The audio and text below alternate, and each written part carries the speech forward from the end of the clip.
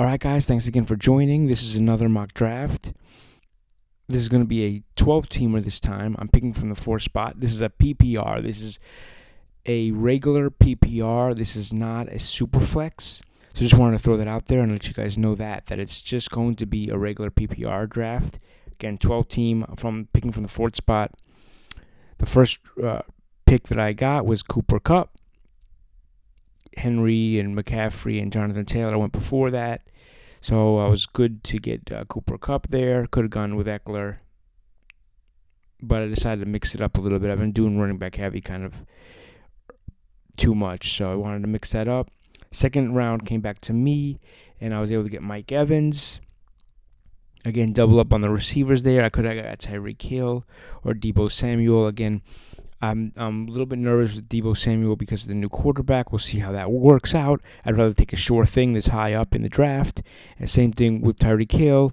New quarterback, rather take a sure thing this point in the draft. But again, Tyreek Hill is probably going to be fine, and Deebo Samuel is probably going to be okay. But I would just prefer the known commodity this early on in the draft. Then with the 4th pick in the 3rd round, it came back to me. I got Ezekiel Elliott because I needed running back at this point. So I picked him over James Conner.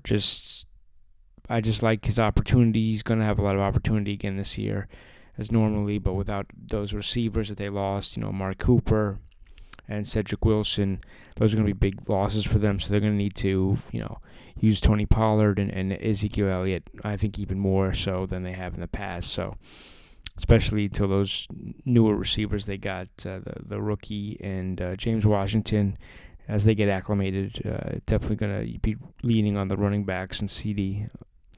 So I was able to, 4th round, I was able to get Jalen Waddle. Happy with that. Think that's going to be a good pick. Came back to me again, 4th pick in the 5th round. Got Breece Hall, desperately needed running backs at this point, running out of starting options here, so just when lock that up. Of course, Lamar Jackson went right after that. And at this point, I was still really not considering a quarterback, so that's fine. But, Lamar Jackson, Joe Burrow would have been probably good picks at this point. But I was trying to catch up with my running backs at this point, and I was going 6th round. It came back to me. I got Tony Pollard.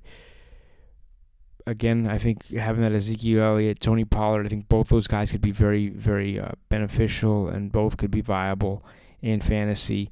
I think there's going to be a lot of opportunity in that offense right now.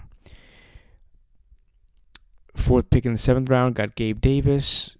I think that he's going to have a great year in Buffalo. They got a great offense. We'll see what happens. 8th round came back to me. I got Melvin Gordon, just rounding up my running back room there. I saw some information on James Robinson and things like that. I don't even think he was available at this point. No, he had already gone. But I will not be drafting James Robinson. He had an Achilles issue. I did not know that. So now that I know that he had an Achilles issue and the prognosis for coming back from those kind of things is not really that great. So I'm sure he's a tough guy, and he'll make it the best he can. But for right now, he's off my board, and I'm just going to stick with the safer pick and go with Melvin Gordon right here. Then with the 4th pick in the 9th round, I got Rashad Bateman. Again, normally I would go with Russell Gage, but now with this Julio Jones situation, where he just got signed to Tampa Bay, I'm a little bit off on Gage right now, and I'm off on Jones until we see more or hear more. Again, training camps are starting up, and we're day 2, day 3 into that kind of thing, and we just want to get an idea of how this is all going to shake out in preseason games and try to figure out some sort of rotation. Until that point, I'm very weary to take Russell Gage. I do not want to take him right now. I'd rather have Rashad Bateman. So I got him. 10th round, I was able to get Kirk Cousins. I needed a quarterback desperately at this point. I could have had Tua, and I normally been taking Tua over Kirk Cousins. But I do think that there is good chance for Kirk Cousins to have a pretty solid year this year. And, it's good to do things differently. And you never know how your draft will pan out. Most drafters are taking Cousins over over Tua. So I figured I'd try that this time and see how I like that. 11th round, I got Pat Freiermuth. Again, needed a tight end at this point, and was happy to get him. He's a good player, and they're new quarterbacks. They're gonna be breaking in. I expect the running back game and the running game and the passes over the middle to be a staple there. Indianapolis defense, good schedule, good team. Take that every day. Now, 13th round came back to me, 4th pick in the 13th round in this 12-team PPR mock draft. I was able to get DJ Chark. And I'm just going to expand a little bit on DJ Chark here. If you look at his game logs from the last couple seasons, now last year he only played like 3 games and got injured in the 3rd game, was out. In the 1st game he played good, had a lot of targets, but I'm looking more at what he did in 2020. And if you look at the game log that he had in 2020, the amount of targets and he was getting, of course this was in Jacksonville, he was a viable option. There was some games he had 146. He was getting 8 targets, 9 targets, 7 targets. Of course, he had 12 targets, 14 targets. So he's when he gets into an offense and he gets the hang of it, it seems like teams are going to look to him to be a prime producer in that spot, as Jacksonville was in 2020. You can see he's a 2nd-round pick in 2018 out of LSU. So I do believe he still has gas left in the tank, and that Detroit brought him in there to bolster their offense and bolster their receiving core, which they kind of needed that. They kind of needed that. They've been kind of struggling in that area there, although I do think Josh Reynolds is underrated. And Amon-Ra St. Brown obviously he's a good pick this year.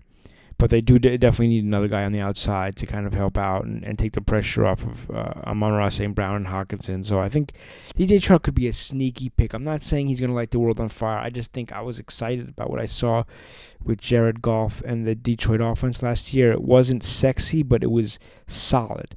And I think he can be a solid piece of that. Round 14th, I was able to get Matt Gay.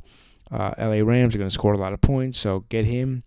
And then in the 15th round, 4th pick of the 15th round, I was able to get Ryan Tannehill, who's a very good quarterback, and I think he's going to have a nice year this year. He's got decent weapons, not the greatest, but again, this late in the draft, it's nice to find somebody like Tannehill, a solid contributor that's going to be solid for the team. You can see my queue here. I was just rounding out some people. Jalen Tolbert, we discussed earlier on. The Dallas offense is going to be a little bit in flux this year. I'm really interested to see how he looks in preseason and if he's running with the first team or not, so just keep an eye on that. Julio Jones is the next guy I have queued up here. Again, he was there. I just wanted to just point out some guys. Just keep on the radar here. Irv Smith, Jacoby Myers, Jameis Winston, Albert O, Mac Jones, Van Jefferson. Interesting opportunity there in L.A. See if he can become like the real third receiver.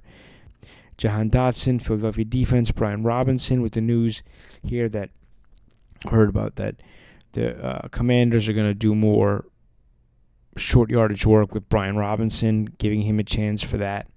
So, but just keep him on the radar just in case there's an injury or in case something happens. Davis Mills is the next guy that I had on there. QB I could have taken. Marvin Jones, Baker Mayfield, Hayden Hurst, Rex Burkhead. Again, Rex Burkhead might look a little bit silly as on this list here, but I really do think that with Marlon Mack, I've learned that he also had an Achilles injury that he's trying to come back from, and I just assumed that it would be he's his second year back from injury. He's going to be better this year, but from the recent news that I heard about that with the Achilles injury, I'm not 100% sure if he's going to be back, and it takes guys years and years to get back, and if they do come back, they're not very effective. So Rex Burkhead could be a very sneaky pick at the end of the drafts that could actually pop off this year. So again, thank you guys for watching another vid. Again, let me know what kind of stuff that you want to see. more of. If you like this kind of content, things like that, what you think about my team, just let me know in the comments below, man. Thanks a lot, guys. Appreciate you. Bye.